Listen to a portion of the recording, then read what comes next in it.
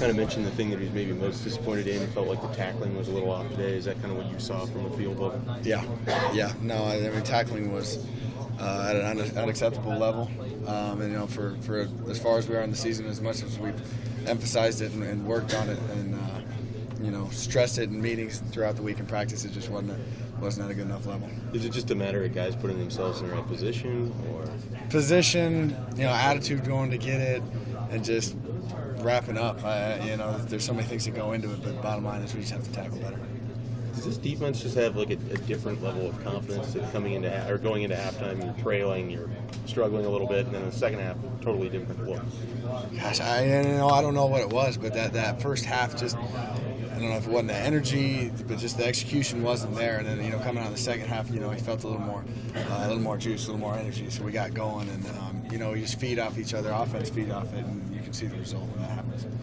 What makes you guys such a good fourth quarter defense? Actually, your defense just steps up in the fourth quarter. I just think it goes back to how close we've become as a team. We don't fold on each other. We know that the other guy's going to make a play if we keep doing our job. So I think, every bit of our success has come from being closer, as a team than we have been years before.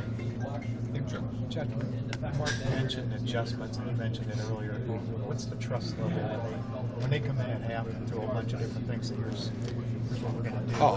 What's the trust level and what they're throwing in? And what are you guys seeing the same thing when you say it? Yeah, and part of those adjustments is us talking to the coaches, telling them what we see on the field, putting that together with what they see from up in the skybox and what they see from the field. So it's just we're all bought in. We trust everything that they say, and they put it up on the whiteboard, and we know it's going to work. So we go out and we execute. So it kind of communication. Oh, a ton of communication. That's the main thing. Would that have happened last year when what you guys were seeing, what they were seeing, or is that still developing a little bit? It would have. There was still communication last year, but as far as our understanding of the scheme and just growing older and understanding the game of football more, it just the communication is so much stronger and better. It's also just as simple as confidence. I mean, you guys are on a bit of a roll. Right? No doubt. I mean, confidence is such a big thing, and guys might say, that it's not, but anytime you're going into 4 wins at home, it's a big confidence. Get your kind of ego going. You want to protect what you got going. So it's a big deal. When the offense has the ball for 18 plays, you guys can hold them on 3. What did you kind of feel like? Man, that was a big turning point. And the offense did a tremendous job. I mean, they had guys going down left and right, but we're still able to keep the ball for that amount of time. So, hats off to them, and we were able to do what we needed to do to get them back on the field so they can continue, moving the ball. So, I think once we got clicking, it was a good overall team game. What do you think of the younger players as to how to handle this bye week? Just, don't be a knucklehead. It's that simple. Just, if you know it's not right, don't do it. So, just have fun. Be a college kid. Get better at your craft because we're going to focus. I'm sure we're going to focus a lot on fundamentals and more fall campy this week instead of so much, prep for the next game. But, have fun, be a kid, just don't be a knucklehead. Josh, you guys have been through a lot the last couple of months. Not just saying, just a lot of things. And you guys are 5-0. What do you think that is? What does it speak to your resilience in your senior class? Oh man, just going through everything we've gone through with this group of guys. It's just, and I keep going back and saying we've just become so much closer. We're way more than teammates with everything we've been through and how we've grown together. We are a brotherhood. I look at each guy to my left and my right.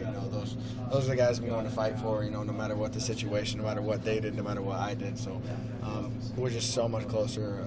As a team, as a family. Is that part of why this week went as well as it did for your team, and why today fans and all of that went as well as it did? I think it has everything to do with it. How much we've grown. As an entire university, as a state, and just Nebraska program, everything it stands for. Terrell today, he's one of those quiet seniors. How did you? This was a big day for him. How did you think he played? Oh man, it's every game. He just plays as hard as he does, and he'll get up and hand the ball to the ref, or hand the ref the ball, and go back and do it again. So he's a very humble guy. He said he doesn't talk much. But he's a great player, and you can see it the way he gets on the field. Josh, what's it like for you to be there on a drive like that where 10 minutes of game clock, but it was like 33 minutes of real time, and you're standing over there. How was that for you? It's nice. I mean, just standing there, watch our offense grind away that clock, and and wear their defense out, and to know that if we can go out and get that 3 and out, that they got to go right back out there and they're huffing and puffing, because we've been in those situations where teams have driven us. We know how they feel, but you obviously want to get out there and play, but. Being a part of the team, it's nice to watch them chew up the clock. Yeah, you guys always want a 3 and out, but in that particular series, was it stressed more than ever? Like, this is a chance to finish these guys, maybe. Yeah, no doubt.